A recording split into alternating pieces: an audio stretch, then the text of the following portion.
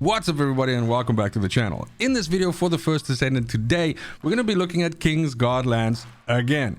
But I have just under 1,000 hours in this game. You are one pathetic loser. And there's pretty much not a single farm in this game that I haven't tried and haven't tried to make better. So I'm always looking for ways in which I can farm differently or better, or basically optimize certain descendants who potentially don't have a good mobbing setup right at the beginning or without heavy investment. Now, originally I thought that the King's God lands would be a little bit like a gimmick and it wouldn't be that great, but in my findings that actually turned out to not be the case, and you can actually optimize it in such a way that you can level to 40 4 times in an hour with the correct setup and the correct understanding, which I'm gonna share in this video. My objective here was twofold. Basically, I wanted to address the two most common criticisms that are leveraged against King's God lands. The first one being that you could just use Bunny does this better, and secondly that in the case of descendants that necessarily don't have great mobbing, the only thing that you can do is just join a group activity and have other people carry you. So in the first place, yeah, just use a Bunny, that comment. My point is this, that there are going to be times that you don't necessarily want to level Bunny the descendant and you actually want to level other descendants, and then having to ask other bunnies to help you out or team up in co-op or something like that is not necessarily always the solution. I want options in a game like this, and King's God lands gives you options because it lets you level like a bunny with every descendant. The second thing is also that I want to prove to you that it is extremely viable to level with this weapon, just as good as whether you go out into a co-op activity or something like that. So in this video, we're going to talk about just a general, I'll show you two general farms. I've tested a bunch of different activities with King's God lands, but I'm going to share two. One that's not that great as a, let's call it a mid shot, and then I'm going to show you one which is really decent and basically requires you to do nothing. And then I'm actually going to focus on each one of the different elements and show you a void fragment tower that you can also farm, just like the void fragment tower in Vespers, which is so super popular for groups to do. You can also do this solo and you'll get massive yields. And then last but not least, I'll show you the secret sauce that you can do with a partner that is helping you out, which will get you that mentioned 4 times 240 in an hour. Let's start. So for this first one here, we're going to go to sterile lands and we're going to be aiming to do this mission, large nuclear reactor. So if we kick this mission off, essentially this is one of these area control missions, and what makes this one unique is the enemies that you fight will basically all be the kind that run at you. So you can simply set up something like this that I'm building right here, and now you can just empower these 3 lances, and now essentially you're just going to have enemies that essentially charge you down from all of the different angles. So as you can see here, all I can do is now spend the entire occupation time standing in the middle here. I don't have to exert myself or do anything.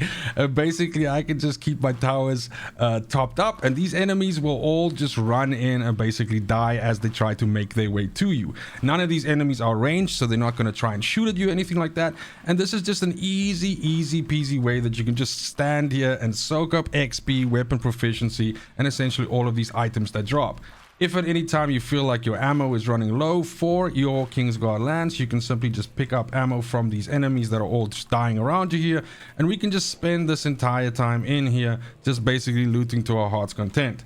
Now, we're not going to spend the entire 2 minutes in here because we'll actually capture beforehand, but I think it's going to be about like a minute 30 or something like that, and we'll accomplish the objective.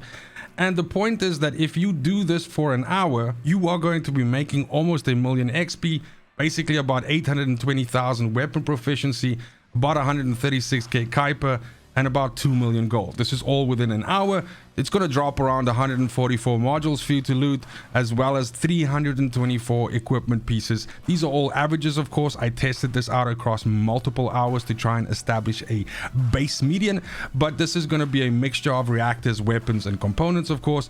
And basically what this means is you're going to go from level 1 to 27 in an hour. So this is not all that efficient, and you might be saying to me, well, bro, that's not really that cool. Well, hold on. Staying in the sterile land, basically checking the repository area here, you have Kuiper Mine, another super popular farm, especially for bunnies, because it makes it so super easy to farm, because essentially you have a middle area that you control with the bunny. The bunny runs in a little circle and electrocutes all the enemies that try to come to you, and instead of dismantling the mines, you wait out the entire 5 minutes before basically failing the mission, and then you just simply restart.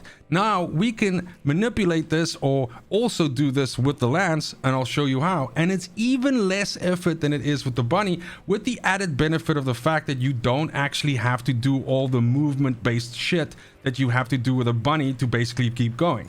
The point is, with bunny, it is still a little bit of work that you have to do. You actually have to be generating, current, and you have to be activating your abilities, and you kind of like have to be just concentrating on exactly, what you're doing from a resource management perspective. So there is a little bit of upkeep that needs to happen.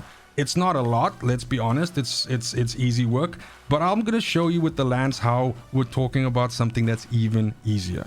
So basically your setup here is, as usual, you start this now with the bunny. You would just run around here like crazy, but here what we're going to do is we're going to put a tower right in the middle here. We're going to put one a little bit to the side there, and then we're going to put one a little bit over there, and we're going to juice all three of these up. And now all I'm doing is I'm just standing in the middle here. This is literally legal AFK farming right here, because it's actually a weapon that enables us to do this. So for the entire 5 minutes, the only thing that I'm going to worry about, and yeah, every once in a while some dude's going to take a pot shot at you, but then he's just going to go ahead and wander right into a fucking tower and get, shot. But basically all that you're going to be worrying about for the entire duration of this 5 minutes is keeping your towers powered up. So the point is, every 40 seconds or so, your towers will expire if you don't top them up. So you'll just do this every 30 seconds or so. And then what I like to do is every minute I just dip out and I just pick up a bunch of stuff so that nothing accidentally despawns or so. And it also tops up my ammo for the lance so that I can keep the shenanigans going. And this is all you do. And as you can see, the enemies die as soon as they spawn. This is very much like how Bunny does this. It's exactly the same thing, where you power up Bunny's third ability to basically electrocute everything outside these walls, and then you just go out and loot. The only difference here being I'm doing it with a fucking Ajax. And so we'll spend the entire 5 minutes in here, and that's going to net me an ice cold 1.749 million XP, about 1.8 million weapon proficiency, almost 300k Kuiper, and 4 million gold. We're going to get about 216 modules, and we're going to get 605 pieces of gear, which will be a random assortment of reactors, weapons, and components. Now, I do also want to mention the fact that you see consumables, aka breakers, also being mentioned here. And in me testing this across multiple hours, I was actually able to get them to drop sometimes. But the point is, as I was building this and building it into averages, I didn't like the fact that if I even just said 1 and then expanded it to an hour, it would say, you'd be getting between 18 and 22 breakers in an hour, because that's fucking bullshit. And I'm not going to lie to you. So there's no way that that's going to happen. But you will see some of these dropping, because of course they drop out of the elite enemies that spawn that have the special abilities, or rather the champions, I suppose I should say. Now the point is that if you do this particular farm for an hour, it's going to get you pretty much 1 to 40 in that hour. And this is the lowest effort that you can possibly do in the game. You're essentially standing in one spot and just turning and lighting towers up. And I think before people say to me, yo bro, but I'd rather actually just play the game. I get that. I also would rather actually play the game, but we are talking about options here. We're talking about ways in which you can do things so that you can choose whichever one you feel like doing at the time. And this is a pretty damn fucking cool option. Okay, so let's move on to some of the void fragment towers. We're going to do it element by element, and I'm going to start at like what I would say the least impressive one, and then we're going to end up at where we have the highest yield and the best results. And I think you're going to be surprised. So I think we're starting with toxic. And basically, we're going to go to Echo Swamp, and we're going to go to Derelict Covert, and we want this Void Fragment Tower over here. Now, at the moment right now, the only Toxic Descendant we have in the game is Freyna. Soon we'll have Ultimate Freyna as well, but both of those are fucking Freyna. So, at this moment in time, we're only really talking about Freyna here. You can build Freyna to be insanely good at AoE, so this is probably the most redundant one out of the lot, but nonetheless I did want to cover each element, so at least we have a good baseline for all of the void fragments. This is the best void fragment. There are other toxic void fragments, but this is the best one to do it at. And essentially what we're going to do is we're going to set ourselves up, so we're going to put a tower over here, okay, and we're going to juice it up, and then we're going to put one about over here, and we're going to juice it up. And then because we have some enemies that sometimes like creep up on the side there, we're going to put one over here as well. This should be good enough. We could also have some enemies that well, we will have some enemies that come out that door there, but the point is we want to do this the same as the Vespers farm. So we're only going to go up to the first wave, and then we're going to abandon, and then we're going to restart, so that way we don't have the 20 seconds cooldown on the void fragment tower, but at the same time we're also not waiting to kill everything, and we're not getting the reward of the actual void fragment. So this is purely for XP and weapon proficiency. Okay, so we're going to start it up, and then you'll see as soon as these enemies start spawning, it's basically, you know, it's just going to get completely and utterly whacked. So, and then we can just keep the towers up from over here. The range on the Kingsguard Lance is fairly decent, so you're actually going to be able to hit stuff from all the way, you know, back here where I'm standing. And you can actually use this rock as a really good way to essentially hit everything. So you can just boom there, and I can actually angle my shot through here and hit that one as well. If I get, you know, better aim. And then we can just do this, and every once in a while whatever pops out here is still going to get tuned up. And there you go, you can see we've reached the first milestone. So at this point in time we just abort, and then you just boop, start up again, and you go. And this is basically the format that we're going to do it, all of the different elements that we're going to be looking at. And that gives you just over 2 million XP and 2 million weapon proficiency. Once again, if you do this for a full hour straight, you're not going to get any Kuiper, you're not going to get any gold, you're not going to get any modules, no breakers, and no equipment, because that's how these void fragments work. The enemies actually drop nothing. So this is purely about XP and weapon proficiency. This is okay, but it's not that great, and it's basically going to give us one single 1 to 40 level in an hour. Next up is electric, and of course we have 2 electric descendants in the game right now. The first one obviously that jumps to mind is Bunny, and Bunny you definitely don't need to use the lance for, you can just use Bunny. But then we also have Sharon, and Sharon is not necessarily really good at at mobbing. She's fantastic at bossing. She's not necessarily really good at mobbing unless you specifically build her that way. Then she can actually be quite good, but it requires a decent amount of investment.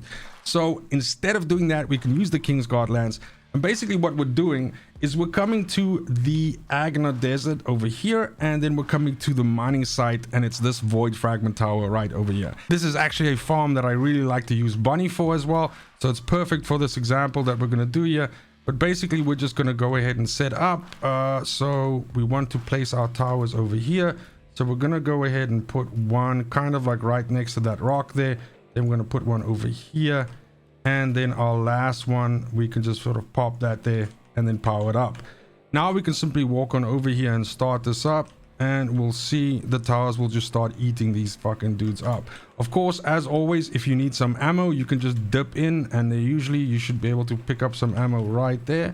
There we go. Some of the chunkier enemies will take sometimes just a little bit longer to drop, and you can of course help them out by just putting a little bit of extra juice into the enemies like this. But this goes really fast and is really awesome on a descendant like Sharon, who doesn't necessarily have the capabilities of a massive AoE clear like that. Now this is going to net you just over 2 million XP and just under 2 million weapon proficiency, once again for an entire hour. Of course, just mentioning again that you're only doing the first part, and then when you get to that first milestone that you have to go back and actually hit the void fragment, you quit, you abandon, so that you avoid the 20-second timer and you basically just immediately start again. So repeating it over and over like that again, you're going to look at it around about a 40-second turnaround time every time you do that, and doing this for an hour is going to actually give you these XP amounts. I gotta say, so far I'm pretty sure that I'm not blowing your mind, but things are about to start stepping up a little bit. Next up we got fire, and in the case of fire we actually have 3 descendants who fall within that element. We of course have Lepic, we have Blair, and we have Izamo. Now technically speaking, all 3 of those descendants have fantastic mobbing builds, but in some cases you actually require a lot of investing in module wise to actually get it to a point where it is really efficient. And Kingsguard Lance solves that problem for us. So let's say you're just starting out with Blair and you've got fuck all mods or anything like that, and you just basically want to get to 40 as fast as possible. Kingsguard Lance is going to get you there. So for this, we're going to go all the way to, let me see, Hagios. And then here we're going to go to Dune Base because this is the Void Fragment Tower that we want. So basically, we're just going to step out here. Now, they recently modified this one a little bit, so you are actually going to have to take 1 or 2 shots, but that's okay. It's not the end of the world. Basically, what we're doing here is we're putting our first tower over here. We're juicing it up. And then we're putting our back 2 towers. We could actually put one here and like that, and you'll understand why I did that just now. And they like that. Now, the point is you're going to get enemies that spawn here, and you're going to get enemies that spawn there, and then you're going to get some guys that spawn on the cliff there, like some Tuscan Raiders, and then you're going to get a dude that spawns there. The only guy that we're going to have to shoot is this guy, because if this tower was planted correctly, it will most likely clip these fucks on the top of that cliff as well. But let's see what happens. So once we're ready to go, we're going to go ahead and activate this bad boy, and as soon as it goes down, we're going to start seeing some spawns coming in, and they're just going to get chewed up completely. These 2 guys missed the fucking boat, so I needed to plant this a little bit more this way. But this is the point. After you do this for a while, you're going to get better at tower placement. You're going to start understanding better places where you can put this down. Like, I'm missing one fucking dude now somewhere. Where is he? Up there. Okay, there we go. He's dead. And now, as always, we just abort and we're done. So you will get faster and more efficient with this, and the point obviously being that the faster that you do these rotations and do the shooting them, getting to the first milestone, then quitting, restarting, aborting, boom, boom, boom, and going, the faster you can do that, the more you can pull out in an hour. Doing it this way in Hagios is going to get you about 2.5 million XP, and the same in terms of weapon proficiency, which is about 1.3 times. So you're going to get 1 time, you're going to get all the way to 40, and then within the same hour, you're still going to get maybe to about level 10, 12, 13, 14, around there, something like that. So this is already better than the previous 2 that we were looking at, but this is really, really decent, especially on, like I said, the Descendants that you're just starting out on, and basically you don't necessarily have the right modules for them, or you haven't catalysted them a bunch of times, so you just want to get to 40 as fast as possible. Next up, we got Chill. And in Chill Descendants, we have 2 choices. We have Viessa and we have Haley, who was most recently added. Now, in the case of Viessa, she is fantastic at mobbing, so she shouldn't really be a problem. You don't really need Lance for her. But in the case of Haley, you can kind of like build her to be semi-decent at mobbing, but she, generally speaking, is actually built to do target damage, to specific damage to 1 or 2, targets. She is a boss killer. So leveling her up super fast with Lance is something that you might want to do, and we can luckily do that very, very easily. What we're going to be doing is we're going to be coming over to Fortress, and we're going to be coming to the defense line, and in this Void Fragment over here, this Chill Void Fragment, we're going to be focusing. Now, this is a very popular one for VSR players. It's phenomenal, and basically what you're going to do down here is you're just going to set up, and we'll just basically space it out like that. We'll put one there, we'll put one there, and then we'll put one here. That's a very, very good coverage. And then from right over here, we can just shoot that thing down, and it is going to start murdering out these dudes, even the ones at the back that are going to run in. And you can see we do those 55 kills super, super, super fast. And again, your placement here matters, so you can figure out a good way that you can basically get them completely going. But this just shows you how fast we can end up going here. You can just see we just repeat, go the entire time. And if you run out of bullets for your Lance, you simply dip into all of these enemies that you are blowing apart. Even these fucking dudes that are coming from the back here are annoying, and then we can just abort and go, and we can go again. And this is all we do. This is an insane amount of XP that you are getting per hour, and pretty much if you look at the figures, this is downright disgusting.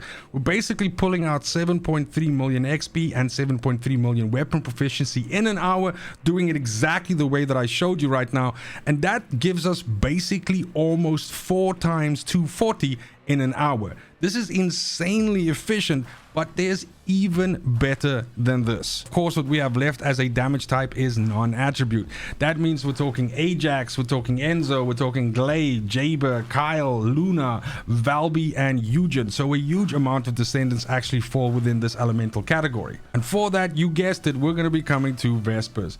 So this is a very, very popular farm, and this, generally speaking, requires 2 or more people to make it viable. This is not necessarily something that you want to do solo, because the turnaround time and you having to basically blow up the enemies and then go up and blow up the tower just kind of like makes it inefficient and makes other options better. However, Lance nullifies that problem and actually makes this insanely viable even as a solo.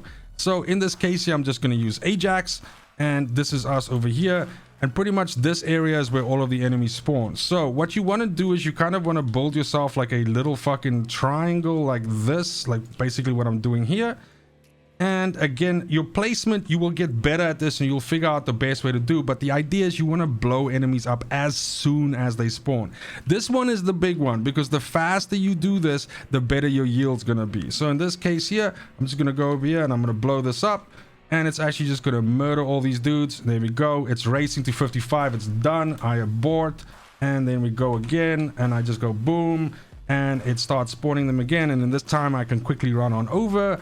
And I can refresh these towers just in case I need them. I can quit out. And I can go back again.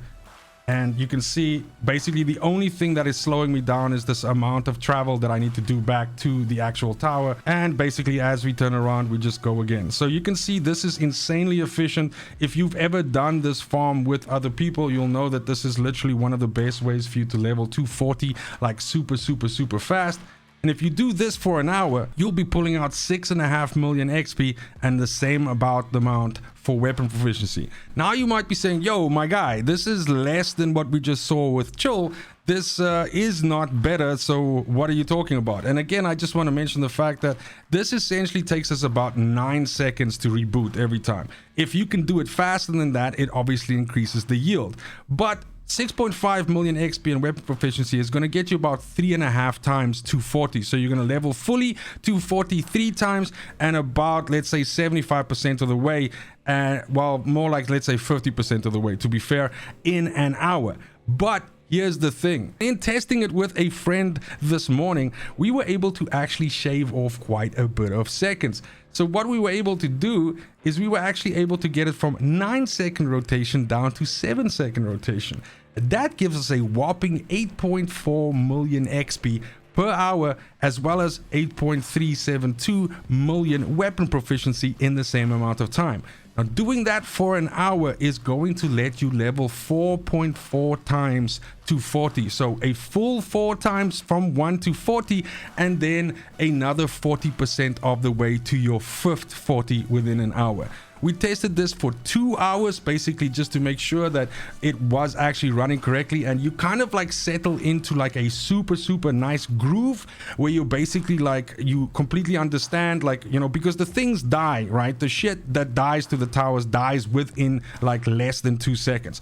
And then the point is, it's more just about getting the timing right of you abandoning, and then the guy at the tower abandoning, and then him re-engaging, and then your tower is going to work. It's very low effort, because basically the guy at the tower is only concentrating on hitting the tower, and you standing by the turrets are only concentrating on topping up your ammo and then keeping your 3 towers like up, your 3 pylons up, your 3 lances up. The thing is, of course, this is also doable with someone running the tower and running a Viesa, or someone running the tower and running a bunny or something like that. But there's 2 reasons why this is really good. First of all, you don't need any of those descendants. Any descendant can do this. You just need a Kingsguard Lance. And then secondly, the point is that with those other descendants, you have to be using abilities and you have to be doing all this stuff. We're only putting down lances here and keeping them up, which is a lot of less effort. The other point is also that we can do this solo, and it is very rewarding. Now, there's a couple of things that I still want to go through in this video. First and foremost, I just want to show you my Kingsguard Lance. Of course, you can check my channel. I've already done some build videos on the Lance, but I'll just quickly flash my build here. I'm not going to explain all the modules. Please do check out those videos if you want a more in-depth reason as to why I use which modules. But also at the same time, I want to draw your attention to the fact that I have a 4 out of 4 King's Lance. And the only reason why I'm mentioning this is that you might be thinking that you need a 4 out of 4 King's Lance to get access to 3 lances like you've seen me been using. But that's not the case. Even a level 0 Kingsguard Lance has access to 3 lances. The only thing that more levels of this weapon introduce is a bigger radius and more duration. So if you don't have a 4 out of 4 Kingsguard Lance, you will have to refresh more often than you've seen me do. And also at the same time, your maximum radius at level 0, for example, is 5 meters, which is basically half the size of what you get at 4 out of 4 Kingsguard Lances, which is 10 meters. So in that case, you might have to get a little bit more creative with the way that you set up your lances and the radius that they cover. But obviously then, as you put more copies of Kingsguard Lance into the weapon, it's going to make it a lot easier for you to basically overlap with those lances and double and triple down on the damage that you're getting from it. Then also, I just want to mention that all of the figures that we were looking at on Excel that I was sharing were all based on you having, first of all, a boost. So as you can see here, I have boosts available on my character. More specifically, we have Gold, Kuiper, Descendant XP, and Weapon Proficiency boost. And these ones are all to the tune of 30%. So if you don't have these boosts available, then of course you have to take those figures that I had and you have to adjust them down by 30%. And then also, I do run with a farm set. Now, back in the day, a couple of videos ago, I made a video specifically on this topic as to how important it is for you to possibly think about building yourself up a farm set. What I mean by a farm set is it's a set that has substats on your external components which benefit you farming. Like, for example, on your auxiliary power, you can have more Kuiper drop and more module drop. On your sensor, you can have more consumable drop and more XP gain. On your memory, you can have more weapon proficiency and more gold. And then on your processor, you can have a bigger item acquisition distance, meaning that you can pick stuff up from further, and also just an overall increase to your equipment drop rate, which is basically reactors, weapons, and external components. So a farm set like this will also have an effect. And just to show you how much of an effect we're talking about here is exactly the same farm at Vespers in Moonlight Lake, with basically the top one being with no farm set and the bottom one being with a farm set, both of these running across an hour. You can see that it's almost 1 million more XP and weapon proficiency if you are wearing the farm set. Likewise, I can also just show you, if we go here, I can just quickly bring all my formulas off here, select all, boom. And then I just want to show you Sterile Land, where we were doing the Kuiper mine. Same thing here, right? First row here is with not wearing a farm set, and you can see we're making 1.3 million and we're making 161k Kuiper and 3 million gold. And then wearing a farm set, we're making 1.7 million XP, 1.8 million weapon proficiency, 294k Kuiper, and 4 million gold, a full 1.1 million gold more than not wearing it. But also massive differences in terms of how many modules, not that much, but how much equipment we actually pull out, almost double. And this matters because this means you'll get more reactors to drop, and some of those reactors can be best in slot reactors. You'll get more external components, and those ones could be upgrades to your farming set, for example. And you'll also be getting weapons, which of course you dismantle so that you can use those materials to research the items that you need to reroll stats on weapons. But that's the video. Thank you so much for watching, especially if you made it this far. I know this was a long-ish one, but I love shit like this. I love theory crafting this. I love finding new ways to do stuff in the game. Like I said, options matter for me in a game like this. I have a huge amount of hours in the game right now, and some activities will start feeling a little bit stale, so it's always nice to just throw something new into the mix and basically just try to do what you're supposed to be doing in this game, which is leveling in a different way. Let me know in the comments down below any other questions that you might potentially have that I haven't addressed in this video. If you'd like me to try something else, tell me where you like to farm, tell me if you found a cool place to use the lance. But more importantly, it's just super important to me that you have a fantastic morning, afternoon, evening, wherever you are in the world. Till next video, fucking cheers.